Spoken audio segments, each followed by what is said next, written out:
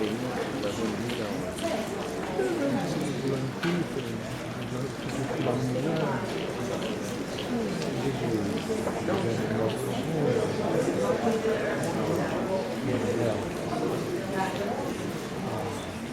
tô fugindo do ar, Edna.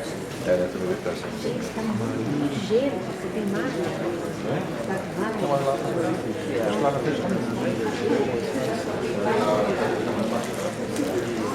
Lá também, né? Tem um outro dia.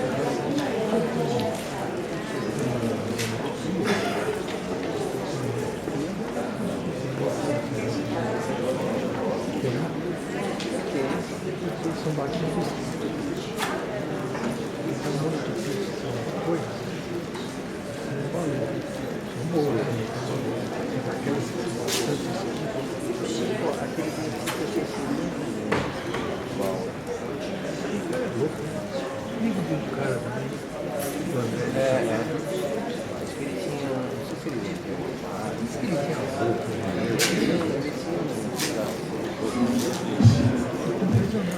Boa noite a todos, sejam bem-vindos no UAN. A gente começa agora a mesa de colecionista e mercado.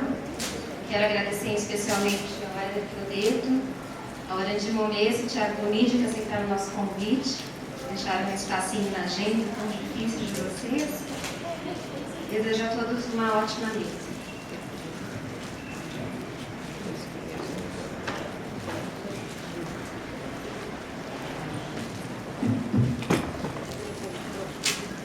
Pessoal, boa noite. Agradecer a presença de vocês aqui nessa noite. A gente poder falar um pouco sobre arte, né? Com esse foco em colecionismo e mercado. Então, eu quero convidar aqui para a mesa os amigos Orandi Momese e o Thiago Bonide para a gente começar os trabalhos.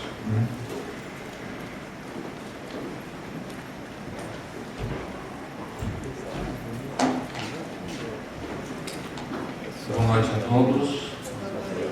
Queria agradecer novamente o Éder e a iniciativa do MAN por esse encontro, falar sobre arte, que é um assunto sempre muito gostoso, muito bom e nos eleva sempre muito.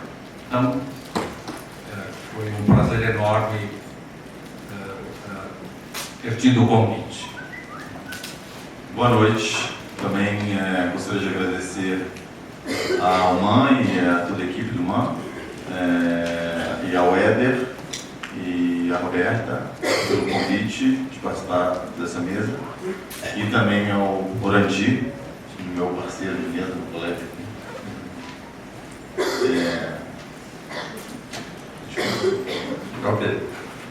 Bom, Thiago, também é um prazer tê-lo aqui. É que nós estávamos já conversando tanto aí embaixo. Bom, essa mesa, né, esse encontro dessa noite é uma iniciativa do Programa de Sócios aqui do nosso querido Museu de Arte Moderna de São Paulo. Queria dar bom, o MAN, que é um espaço que também é minha casa, né, foi aqui que eu, de fato, assumi a minha faceta curador, né, há 12 anos atrás. Há 10 anos que eu sou curador do Clube de Colecionadores de Fotografia do museu. Ao mesmo tempo que o Cauê Alves é o curador do Clube de Gravura. Ele está se despedindo agora dessa função, ele está assumindo lá o MUB, mas ele deixa o museu em grande estilo com essa belíssima exposição do Clube de Gravura, dos seus 20 anos? 30, né? Dos 30 anos, que termina agora dia 21 de agosto. Então, quem não viu ainda, tem a oportunidade de vir até o dia 21. Né? Então, a gente vai fazer o seguinte: cada um dos nossos convidados aqui vai falar meia hora, em torno de meia hora, né? Não tão rígido assim, um pouco mais, um pouco menos. Em seguida, a gente abre para um diálogo com eles, né? tanto eu quanto vocês fiquem muito à vontade ao final para fazer algumas questões. Todo mundo recebeu ali um bloquinho, então se quiser ir anotando para tentar no final, vamos fazer daqui um bate-papo mais descontraído em torno desse tema que nos mobiliza, né?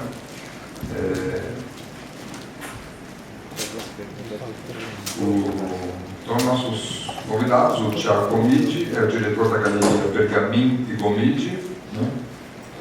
Ele estudou arquitetura, ele também é um colecionador de arte, com foco na arte do pós-guerra, né? Mas notadamente a partir dos anos 50.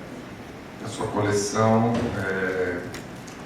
privilegia, sobretudo, a arte conceitual, objetos, cultura, né? E ele me lembra que no próximo dia 30 vai abrir uma exposição lá na galeria, na Pergamin Gomide, né? Com curadoria da Luísa Duarte, que também já integrou aqui o Conselho de Arte do MAN, uma exposição chamada In Between. E temos o Orange Momesso, formado em Filosofia de Administração, também um colecionador. Ele integra aqui a diretoria do MAN, né? Ele possui uma coleção que é mais eclética, focada em arte brasileira, mas que vem do século XII até os dias de hoje. Ele vai falar um pouco disso para a gente também. Então, para começar aqui, vou pedir que o Thiago comece, o nosso convidado externo, né? Vamos então, Thiago. Obrigado. Vamos em frente. O Éder falou da minha coleção, mas eu quando fui convidado para participar dessa mesa, eu não sabia exatamente o que eu ia falar. Eu pensei e eu resolvi. O Éder, inclusive, queria que eu fizesse uma apresentação com imagens, então eu vou pedir perdão. Eu não fiz uma apresentação com imagens porque o assunto que eu resolvi abordar e o que eu resolvi falar não havia como fazer uma apresentação com imagens. Não é um assunto, não ia funcionar. Mas eu também não vou falar da minha coleção. Eu vou falar, vou dividir o meu tempo em 3 etapas. Eu vou falar um pouco sobre quem sou eu, depois eu vou falar sobre colecionismo e depois sobre mercado. Mas sobre colecionismo, eu vou falar sobre o perfil dos colecionadores. Eu vou falar o que mudou, como se comportava o colecionador até o final do século XX e como se comporta os colecionadores hoje em dia. Então, eu nasci em Belo Horizonte. Quando eu estava na faculdade de arquitetura, eu devia ter uns 20 anos, quando eu ingressei na faculdade, a minha mãe, que tinha um escritório de arquitetura, ela foi convidada para fazer uma casa-cor. E ela foi convidada para fazer o restaurante da casa-cor. E a minha mãe sempre foi uma mulher que me inspirou muito, porque ela nunca seguiu tendências, ela nunca quis, ela sempre queria estar na frente, ela queria fazer algo novo, algo diferente, ela estava sempre quebrando paradigmas e portanto, ela, quando foi convidada a fazer esse restaurante, era um restaurante enorme, para 150 pessoas, uma coisa assim. Ela resolveu, isso foi em 1997, ela comprou todo o mobiliário do restaurante, ao contrário do que a maioria dos arquitetos, quando faziam esse tipo de projeto, ou fazem ainda, né? Eles fazem parcerias com as lojas de imóveis, com os fornecedores, eles pegam tudo emprestado e depois devolvem. Minha mãe comprou todo o mobiliário, e fez todo o restaurante com o mobiliário moderno brasileiro, que ela estava redescobrindo. Fez com terreiros, tinha um terreiro, Zanini, Sérgio Rodrigues, Zé Zupin, todo o mobiliário do restaurante tinha sido garimpado no Rio, em São Paulo. Então, com isso, só que o restaurante, como era um restaurante temporário, durou apenas um mês. Quando terminou a Casa Cor, ela tinha todo esse grupo de peças que ela não tinha mais utilidade. Então ela me chamou, eu gostava de arquitetura, gostava de design, gostava de arte, já havia estudado arte também na escola. E a gente resolveu juntos montarmos uma pequena loja. A gente alugou um galpão e colocou todos esses móveis e eu comecei a trabalhar a venda desse acervo. Só que isso era em 1997, muito pouca gente. Hoje todo mundo, hoje tem esse tipo de imobiliário tem em todos os lugares, mas nessa época ninguém queria saber, não vendia. Então, mas eu adquiri muito. A galeria acabou tendo um grupo de admiradores. Tinha uma pequena clientela que era a maioria, normalmente, que era, em sua grande maioria, formada por ou colecionadores de arte, ou galeristas, ou artistas plásticos, ou gente do cinema, da fotografia, da arquitetura. Mas era um grupo, isso era Belo Horizonte há 20 anos atrás, todo mundo era um pouco duro. Então eu tinha muitas propostas em fazer trocas pelo documento imobiliário e obras de arte. E com isso eu comecei a criar um acervo. Então foi meu primeiro envolvimento com colecionar, com realmente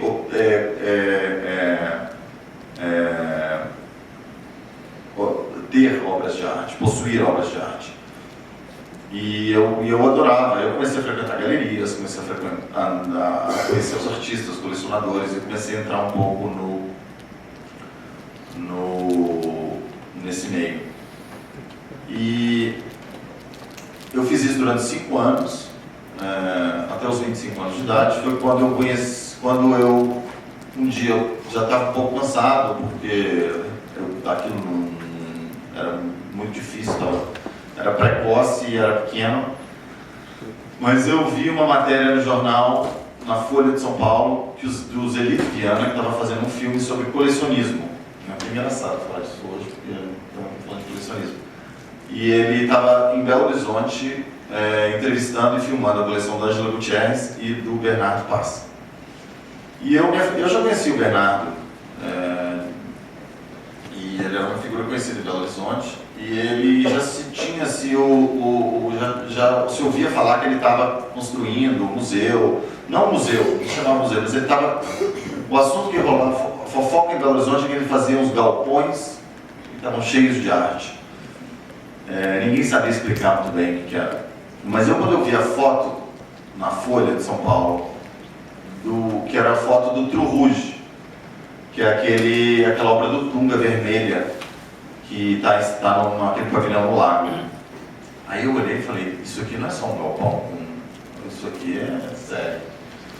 Aí eu liguei para o Bernardo e falei, Bernardo, eu queria visitar a sua coleção, queria dar um pulo. Ele falou, olha, vai vir um grupo aqui no sábado, você pode vir junto com eles, que eu vou rodar e vou mostrar tudo para eles. Mas até aí eram 3 galpões, eu acho, que tinham no Inhotim, e eles não tinham energia elétrica, não tinha internet, não tinha ar-condicionado. Estava muito, muito, muito no início, era 2002 isso. Quando eu vi, eu pedi um emprego para ele. E ele falou que não podia, que não tinha dinheiro, e não sei o quê. Aí, tadinho. Aí eu falei, eu trabalho com você de graça. Acabei de trabalhar para ele de graça. Durante os 2 meses, ele acabou depois me contratando. Então eu acabei fechando a loja e fui trabalhar para o Bernardo. E esses 6 anos que eu trabalhei no Inhotim foram realmente minha grande escola. Porque, além do Bernardo, que era uma figura incrível, além da Adriana também, que foi mulher dele durante uma fase que eu tive lá, os curadores com quem eu trabalhei eram fabulosos. Eu lembro que eu dividia uma mesa, a gente tinha um escritório no Inhotim e eu dividi a mesa com o Johan Vos, que é o próximo curador, o curador da próxima Bienal de São Paulo, com o Rodrigo Moura, que é o curador do adjunto do MASP, com o Ricardo Sardenberg, que é um curador independente muito querido, muito competente. E também tinha um curador estrangeiro que chama-se Alan Schwartzman, que hoje é um advisor baseado em Nova York. Então, realmente, conviver com essas pessoas nesse período foi o que formou o meu olhar, foi o que construiu, foi realmente a minha faculdade, foi a visão desses caras e a convivência, não só com eles, mas com os artistas, com o Cildo, com o Damasceno, com o Neto, com a Adriana, com o Olafur, com todos os artistas que estão presentes de forma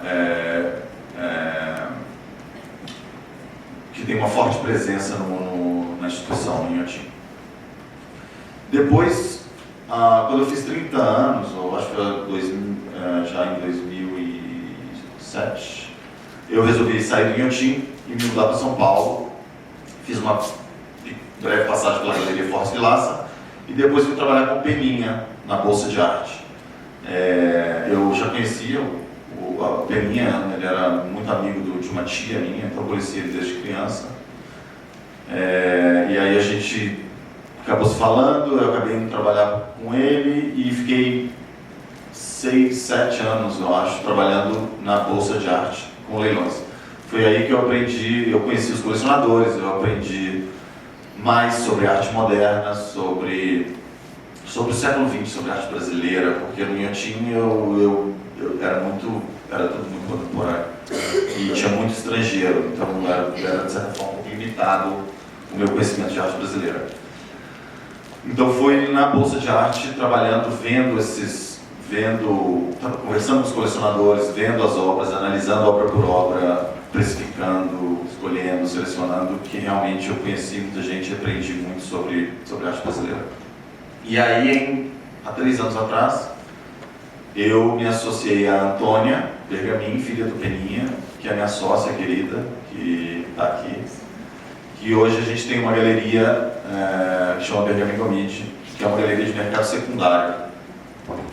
Para quem não sabe a diferença, mercado primário são as galerias que têm um elenco fixo e trabalham diretamente com obras vindas do ateliê do artista.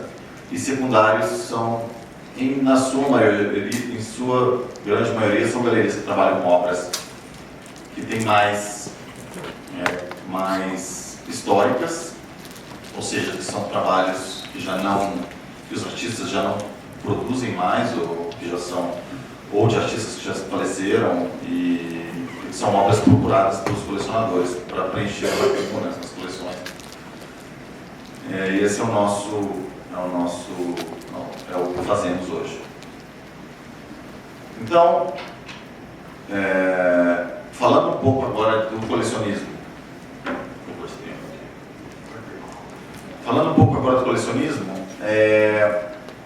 Eu queria falar um pouco então de uma coisa que eu tenho observado, que é a mudança no perfil do colecionador.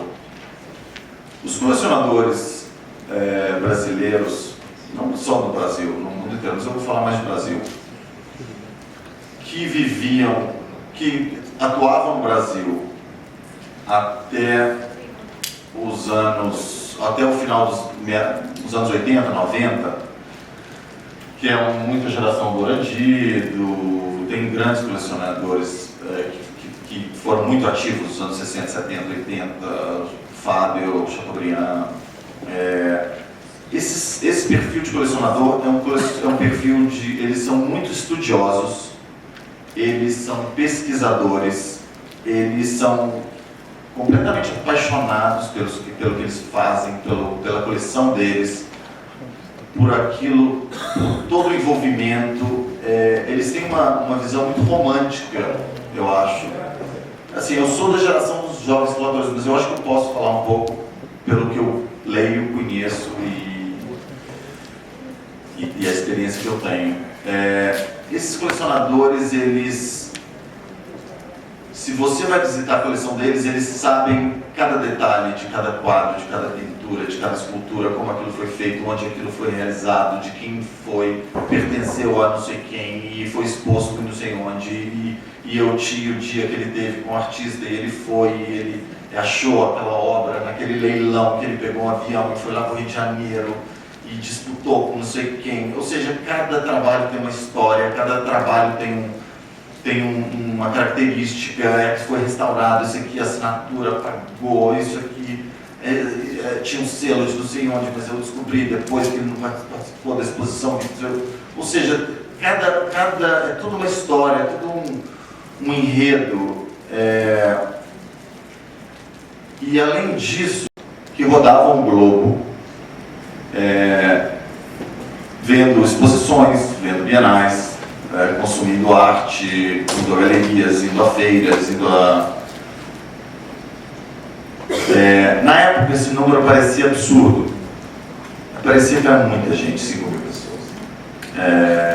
Porque você não conhecia ninguém sabia, você não sabia que tinha um colecionador no Catar, que era um japonês, que não tinha internet, não tinha veículo não tinha Instagram, você não... Às vezes tinha muito mais colecionador, mas ninguém sabia quem eles eram, você não tinha como alcançá-los. Hoje esse número é ridículo. Deve ter 5 mil aqui nesse bairro hoje, colecionadores, gente que frequenta o museu, galeria. Ou seja, esse universo cresceu de uma forma tão violenta, tão rápida nos últimos 10, 15 anos, que foi que eu assisti isso, porque foi quando iniciou minha carreira, que é uma coisa impressionante. E com isso surgiu essa nova safra, essa nova geração de colecionadores no Brasil e no mundo. E esses novos colecionadores têm outro tipo de perfil. Eles, em primeiro lugar, a maioria deles são muito ricos, só que a maioria deles fez o próprio dinheiro. Ou seja, eles não vêm de famílias com 10 sobrenomes. Eles fizeram a fortuna deles. E por isso, eles trabalham muito. Muito. Eles passam o dia trabalhando, o ano trabalhando. Eles não desligam. Com isso, não sobra muito tempo para estudar, para ler Argan, para ficar a tarde inteira na galeria, conversando, batendo papo, passando todo sábado. Não só o trabalho, esses novos, essa nova geração, eles têm, a arte não é o único hobby deles. Eles viajam para comer, eles viajam para beber vinho, eles viajam para andar de bicicleta, eles viajam para fazer esporte, eles viajam porque estão com outros amigos, ou para aniversário de em não sei onde, sabe, não existe o tempo que existia antes, há 20 anos atrás. Outra característica desses colecionadores é que eles são altamente educados. Educados, eu digo assim, muitos deles vieram de faculdades de elite, excelentes escolas, todos falam 2, 3 línguas. Estão completamente conectados, ou seja, eles estão online o tempo todo. E isso faz com que eu estou falando agora um pouco do papel do galerista. Isso faz com que o nosso papel, que era de ter informação, de passar informação, transmitir essa informação, ele perdeu um pouco esse valor, porque a informação hoje é democrática. Todos têm acesso à informação. Você, com um clique, com o Google, se você souber usar, se você souber o que você busca, você encontra qualquer coisa. Sabe? Ou seja, você liga para um colecionador e fala, vem aqui na galeria para ver uma pintura do fulano, ou a exposição do fulano que eu quero que você veja.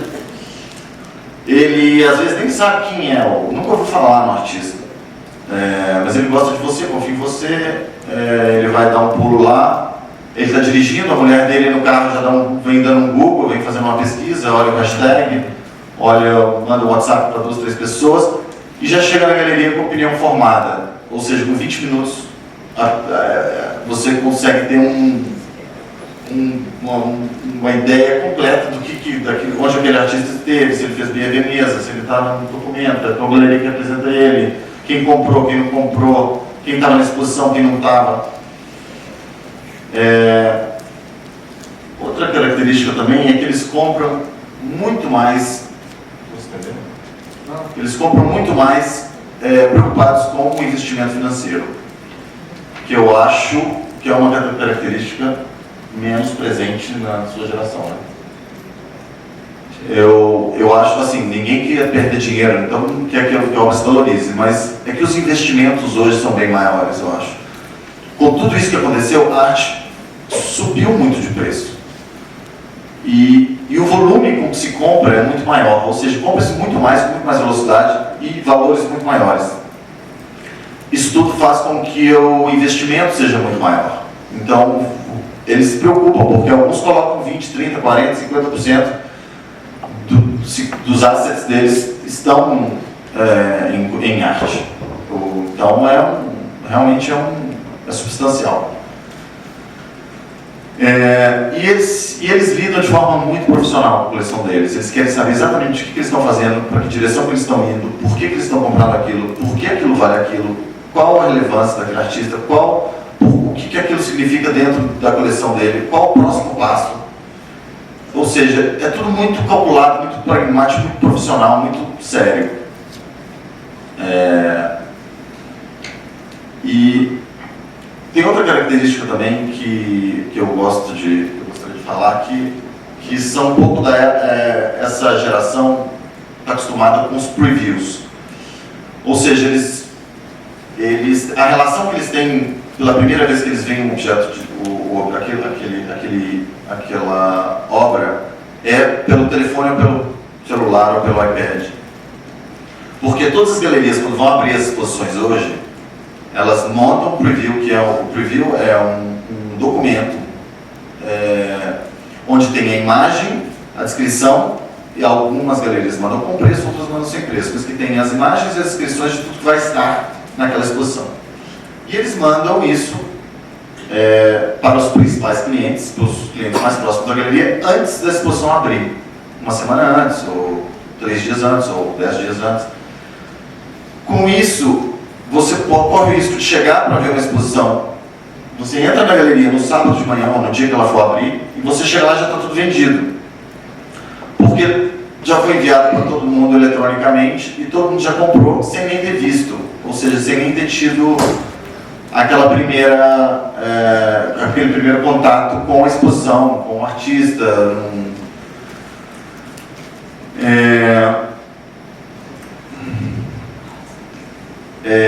Agora, isso não quer dizer que esses colecionadores, como eu quis dizer, isso não é necessariamente ruim. Tem os dois lados. E um lado importante é que o colecionador atual, ele é muito mais participativo. Ou seja, ele abre a sua casa, muitos criam museus privados e abrem ao público. Ou seja, esse tipo de atitude já está na cabeça de jovens colecionadores na faixa dos 30, 40 anos, quando eles começam a coleção. Eles já pensam assim, eu vou começar uma coleção hoje, eu tenho 35 anos, e quando eu tiver 60 eu vou abrir e vou mostrar, e vou montar um museu. E isso ocorreu com muito menos frequência, porque não pelo status, mas eu acho que existe uma certa tendência hoje a querer. Esses caras ganham muito dinheiro com ação, banco, indústria ou comércio, ou seja, e eles querem encontrar uma forma de devolver um pouco para a sociedade. Então eu acho que é um pouco por aí. Patrocinam livros, fazem projetos, abrem suas casas para jantares durante o Bienal, durante não sei o quê. Então. E outra característica muito importante talvez a mais importante dessa geração nova de colecionadores é que eles exigem, isso é um recado assim para a galeria que quiser estar viva daqui a 10, 20 anos, tem que ser transparente, eu acho. Eu acho que isso é muito importante, porque a concorrência é enorme. O colecionador hoje ele pode eliminar da lista dele 3, 4, 5 galerias e não vai fazer diferença nenhuma. Porque aquele artista também é vendido pela outra galeria, tem uma galeria ele tem uma galeria em cada continente, tem uma galeria em Hong Kong, tem uma galeria em Nova York, tem uma galeria na América do Sul, tem uma galeria. Então você não precisa comprar daquele galerista. E a quantidade de artistas que tem, ou seja, se você cortar 1/3 dos artistas que estão circulando por aí, ou seja, você não é igual antigamente, você tem que ter um Minhar, tem que ter um Jeep, tem que ter uma bandeira, hoje você não tem que ter nada. Você não tem que ter nada, você tem que ter a sua coleção com a sua cara do jeito que você quer fazer. Então o galerista que achar que ele tem um cliente que tem fidelidade a ele está enganado, porque fidelidade não existe. A única fidelidade que eu acho que pode existir é dele confiar 100% em você. Ou seja, é o galerista atuar um pouco como advisor, como conselheiro, como parceiro, ou seja, opinar e ajudar ele a ir em outras galerias, em comprar outras coisas, e realmente formar uma coisa. Errar menos. Porque quando você compra arte, e principalmente na velocidade com que esses jovens colecionadores compram, você erra, não tem jeito. Por mais que você pesquisa, que você leia, que você veja, você vai errar. E se 5 anos depois você acha que você não errou nada, eu acho que você não evoluiu. Ou seja, a evolução faz parte de você reconhecer que você errou no passado. Então eu acho que o papel do galerista hoje é esse. É ajudar, é proteger e defender aquele colecionador que acredita em você e ajudá-lo a errar pouco. Porque ele vai comprar onde ele quiser, com quem ele quiser, no dia que ele quiser. Ele vai comprar com um clique, ele faz uma coleção. Então, eu acho que essa é a grande mensagem que essa nova geração deixa pra gente. É isso que eu queria dizer. Passo agora a palavra para o Orandi. Desculpa se eu me estendi muito. Não, foi ótimo. Obrigado, Thiago. A gente volta então depois do Orandi para conversar sobre algumas questões que você levantou. Orandi, está com a palavra. Bom, vou fazer uma citação do Jung, e ele dizia lá num dos seus escritos o seguinte: no século XXI teremos a exploração do meio ambiente interno. Depois nós vamos voltar a isso para verificar o que é que ele queria dizer quando exploraríamos, nós que estamos no século XXI, o seu meio ambiente interno. Mas falando em colecionismo, nós temos uma palavra que não podemos deixar de lado, que é a sensibilidade. Agora, a sensibilidade, ela é atávica, é um atavismo, ou ela está no acúmulo da memória ancestral que todos nós trazemos.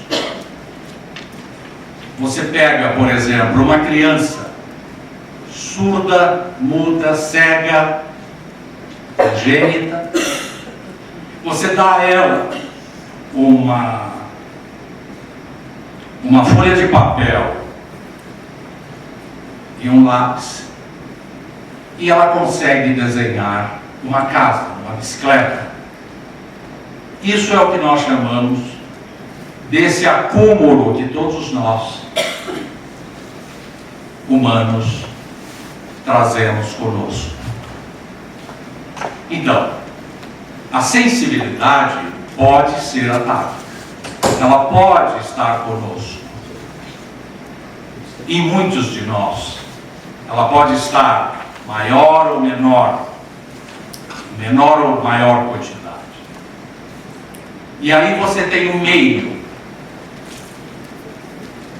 que vai moldar a sua personalidade. E eu me lembro quando eu tinha 9, 10 anos,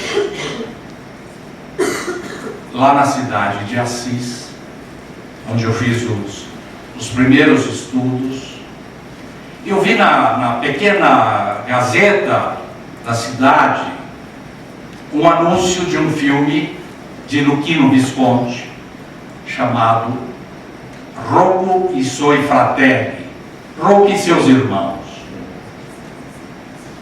Eu sou neto de imigrantes italianos e vi a figura do Marlon Brando, aquele homem esteticamente belo, uma figura grega, mas eu nunca tinha visto uma escultura grega.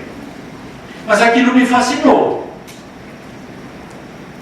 E eu então recortei aquela figura e levei para o meu quarto e lá pregava nas paredes, do desgosto da minha mãe. E quando eu via as revistas, eu tinha muita curiosidade, via paisagens, figuras, e eu recortava e colocava então na parede da minha casa, do meu quarto, na minha intimidade, de criança de 9, 10 anos. Fui ver o filme do Alain Delon e aquilo me transformou. Então, hoje, fazendo um retrospecto desse meus 67 anos, agora, começando a viver as minhas últimas cortinadas, eu fiz um retrospecto e me lembro do filme do Cinema Paradiso, quando ele, naquela noite, recebe a notícia que ele tinha que ir para a pequena aldeia dele, no sul da Itália. Ele faz um retrospecto da vida dele.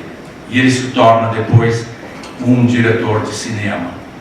Quer dizer, isso para falar um pouco da sensibilidade. O entorno vai te moldando. E você precisa ter muito cuidado quando você já está adulto, quando você começa a querer adquirir bens, para não deixar a sensibilidade fazer com que você cometa erros, como o Tiago colocou.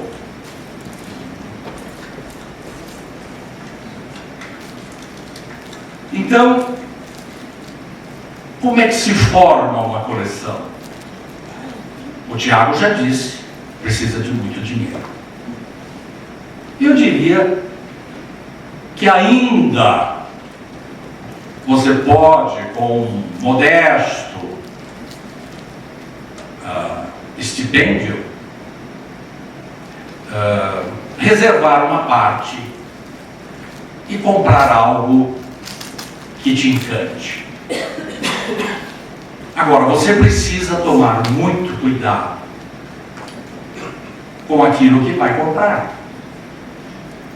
Primeiro, você precisa visitar muitas galerias.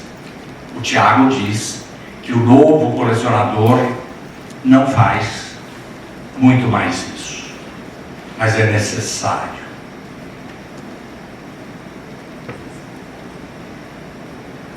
Você precisa ver, você precisa olhar. O Tiago usou muito a palavra erro.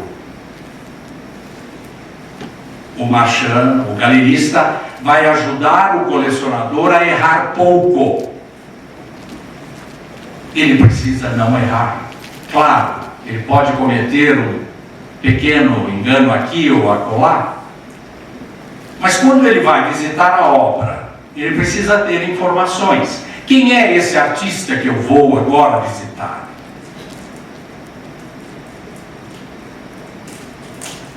Qual é a trajetória dele? E quando você chegar na galeria com toda a obra daquele artista, você precisa ver, verificar, olhar e perceber se aquela obra conversa com você. Se a obra não diz nada para você, e você levar esta obra, você estará cometendo um erro. Então, arte é o que nos ajuda a suportar as angústias do mundo. É como o Tiago disse. Hoje o colecionador vai a Hong Kong, compra pela internet, quer sair para jantar, amanhã vai para um resort. Nós, não é só o colecionador, estamos sempre em busca de algo para nos preencher.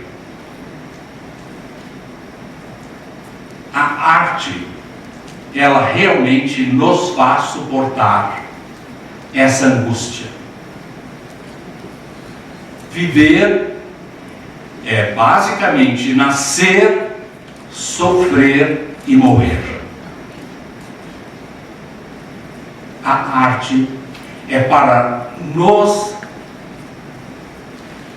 fazer suportar essa nossa caminhada. Eu vou citar mais um escritor que eu gosto muito, que é o Fernando Pessoa, e ele diz o seguinte: a vida é uma viagem experimental, feita involuntariamente. É uma viagem do espírito através da matéria. E como é o espírito que viaja, é nele que se vive. O que nós queremos dizer aqui? O Jung, o Fernando Pessoa, são muito religiosos. Arte é uma religião. Você tem que ter a arte como uma religião. Volto a dizer, ela é o bálsamo das nossas angústias. Por isso, quando você vai comprar uma obra de arte, você precisa te perguntar, olhar para a sua alma e perguntar: eu vou conviver com esta obra e isso vai me dar alegrias? Eu vou acordar e poder olhar e estar mais preparado para enfrentar as angústias do mundo? Isso é o que nós devemos questionar. E isso, às vezes, não precisa de muito dinheiro. Por exemplo, uma obra do Goethe, esse artista da Semana de Arte Moderna, natural do Rio de Janeiro. Ele faz uma obra extraordinária, que a galeria do Tiago, há pouco, fez uma exposição magnífica. E os preços do Goethe no mercado são muito baixos. E outros artistas que toda tentativa é válida, mas outros artistas para os quais você olha e você não encontra arte. Desculpa, Orandi, como é que você olha para uma obra e encontra arte ou não encontra arte? A arte é um mistério, como a vida é um mistério. Mas a arte, você olhando para um quadro, para uma obra, seja ela uma bacia que o Marek, artista da Bahia, coloca numa galeria ou no museu, ela te diz algo. Aquela bacia, quando você olha aquela bacia do Marek, você não é mais o mesmo. Você poderia olhar essa bacia lá com as lavadeiras na Lagoa do Abaeté, em Salvador, e não iria te dizer nada. Mas quando você coloca aquela bacia numa galeria, num museu, você a sacraliza. A obra tem que ser sacralizada. Ela tem que ter esse mistério que mexe com você, que mexe com a sua alma. Então, quando Jung diz lá que no século XXI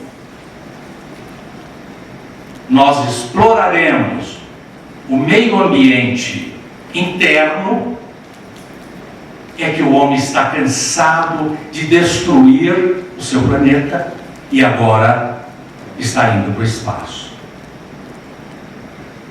Ele terá destruído tanto que ele se voltará para si mesmo em busca do seu eu, da sua alma.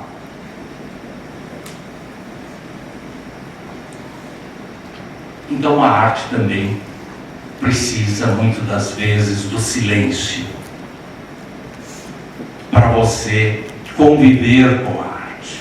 Seja a bacia do Marek, seja um quadro do Portinari lá no MASP que eu vi esse final de semana, o Enterro, por exemplo. Quando você se põe em frente daquela obra, você não é mais o mesmo depois. Ela tem o poder de te modificar, de fazer você crescer. Então é isso que nós precisamos olhar. Para colecionar, sejam as gravuras maravilhosas de um Marcelo Grassmann, os desenhos de um Evandro Carlos Jardim, fotografias extraordinárias com certo ângulo, com a cor de um Lorca. Isso não precisa de muito dinheiro. Agora, evidentemente, você olha um quadro do Matisse, você olha um quadro do Volpe, de um De Fiori, que agora estamos com uma exposição extraordinária desse artista ímpar na Galeria Alguém Tendei. É extraordinário. Então você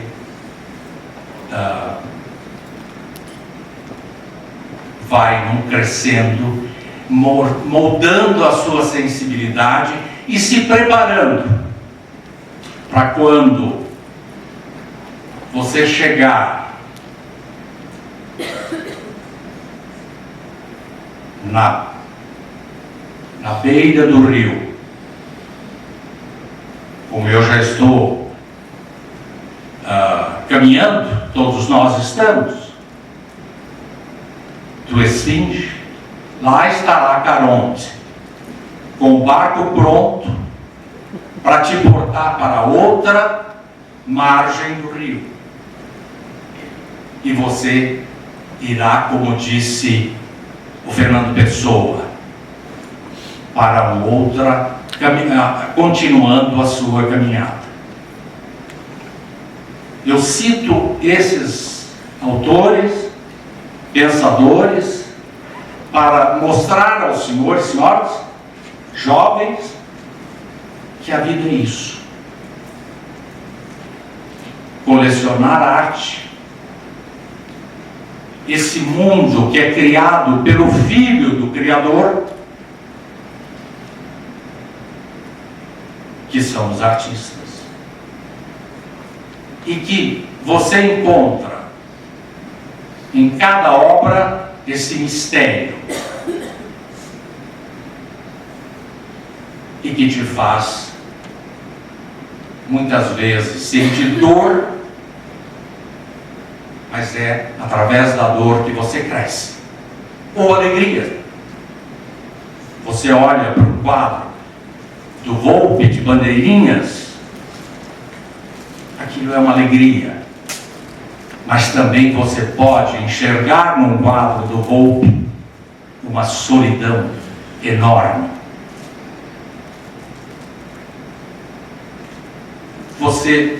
Eu acordo de manhã e acordo com os pansetes.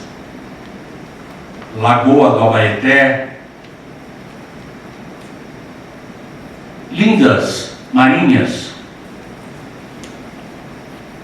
e é uma maravilha. Mas também caminho e encontro uma obra do Ivan Serpa, dos anos 60, 63, 64, que é a fase negra do Ivan Serpa, para me alertar que a vida é de dor. Esse é o nosso caminhar. Então,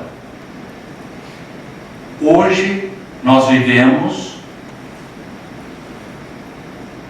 nesse afã de encontrar algo que nos faz mais calmos, que nos faz feliz. É ir à praia, depois da praia é ir ao jantar, depois do jantar é ir sempre procurando algo para nos fazer feliz. Mas a felicidade está, como disse o Jung, lá dentro de nós mesmos.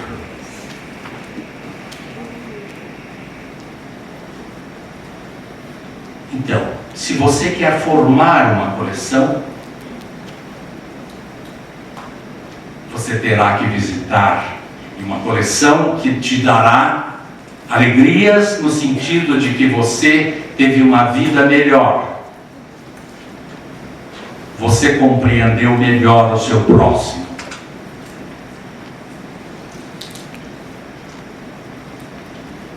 Você terá que estudar, olhar,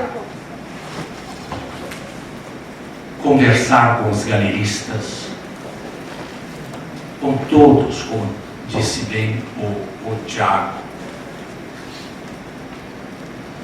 Ir a museus, olhar, olhar, olhar, e verificar o que aquela obra diz para você. A tendência hoje é da arte contemporânea. Eu fui a uma feira de arte, SP Arte, e fui assistir a uma palestra de um colecionador, e ele dizia: a arte brasileira começa a partir dos anos 50. Para trás, nos ensinaram. Bom, eu não posso concordar com esse par. A minha coleção, ela começa lá, pré-Cabral, 400 anos, a 1350, onde temos as urnas funerárias, as marajoaras. Então, aquilo esteticamente é uma maravilha. É uma canção, é uma poesia. e conviver com essas obras dá um prazer enorme. Depois, nós vamos para os artistas do Maurício de Nassau, Eckhout, Franz Post. Depois nós, na nossa coleção, que não é minha, eu apenas gerencio, nós gerenciamos as coisas, não somos donos de nada. Então, vem a Imaginária Paulista, extraordinários artesãos, notadamente beneditinos, Frei Agostinho de Jesus, Frei Agostinho da Piedade, são escultores extraordinários do século XVII. E todos esses artesãos fazem a nossa história, o nosso patrimônio, o patrimônio brasileiro, a nossa cultura. E nós precisamos preservá-la e precisamos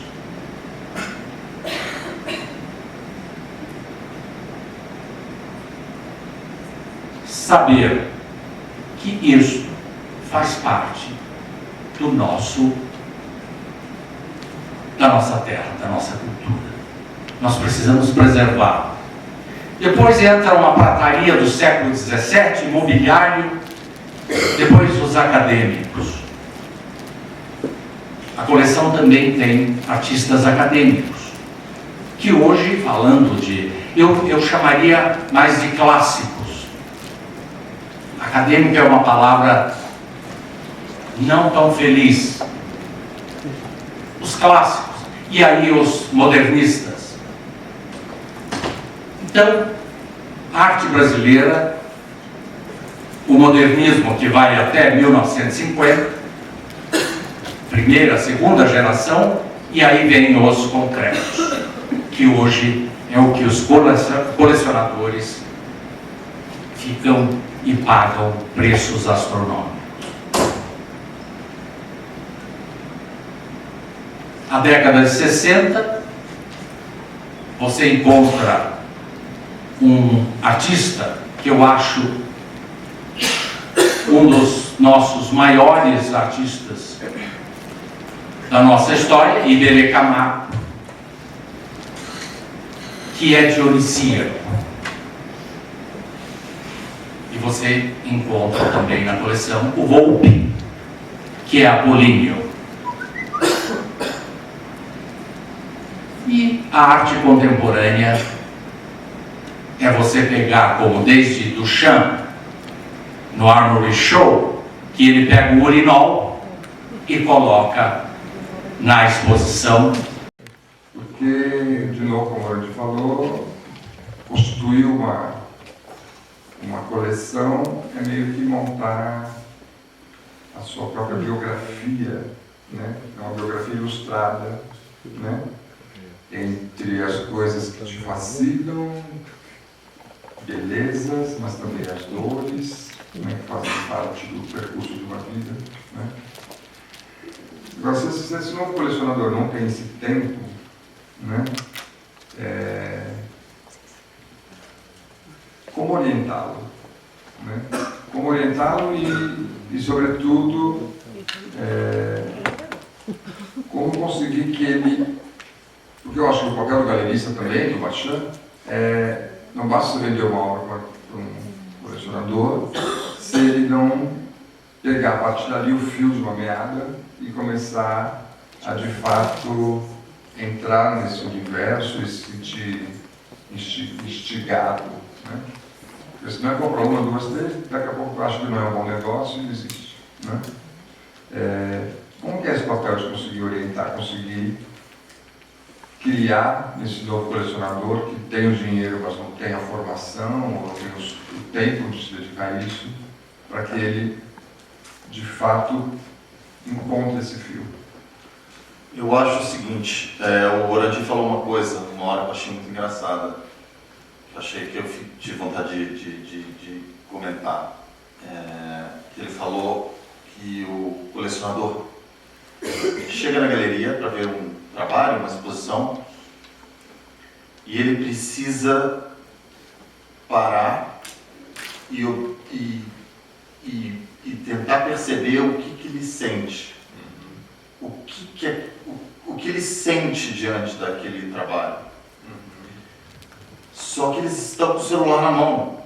Então, sabe, essa relação já é muito mais difícil. Eu não estou generalizando. Não dá para generalizar, claro. Tem colecionadores de 10 anos que são de 10 anos, sabe, muito jovens que têm uma relação. Mas não é a maioria. Não é o que eu observo hoje. Então eu acho o seguinte, eu acho que se você consegue convencê-lo a fazer aquela aquisição, ele vai ter essa relação em casa, depois. Entendeu? Depois de adquirido. Que ele vai ter calma, que um amigo vai falar uma coisa, o marido vai fazer outro comentário, e ele vai, o clique vai vir, eu acho que o clique vem depois, entendeu? Porque realmente é muita coisa, é muita informação, é muito agito para a pessoa ter. Eu não sei, o Orandi talvez ele tinha 2 meses, 3 meses, 4 meses, 6 meses para decidir se comprava ou se não comprava um trabalho. Né? Hoje em dia a oferta era muito maior de obras extraordinárias do modernismo, da nova figuração, as obras dos anos 50, que hoje são altamente procuradas, ninguém queria. Então, como você diz, leva a obra para casa, mas aí provavelmente ele já cometeu o erro. E para onde ele vai com esta obra? Provavelmente ele deixará de colecionar porque ficou tão frustrado. E aí o mercado perde.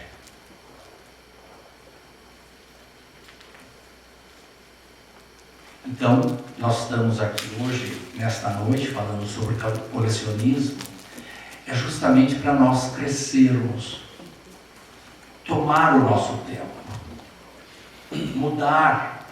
É difícil, mas é instigante que você, quando recebe um jovem colecionador na sua galeria, que você procure orientá-lo.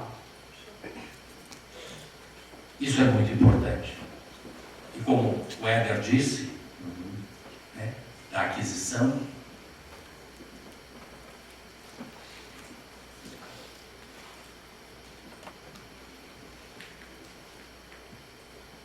é um mundo, como diz, angústia. Estou com o celular, você vai a um restaurante, tem um casal, ela está com o celular, ele com o celular, não se falam mais. Este é o nosso mundo. Nós estamos aqui, e se os senhores e senhoras estão aqui,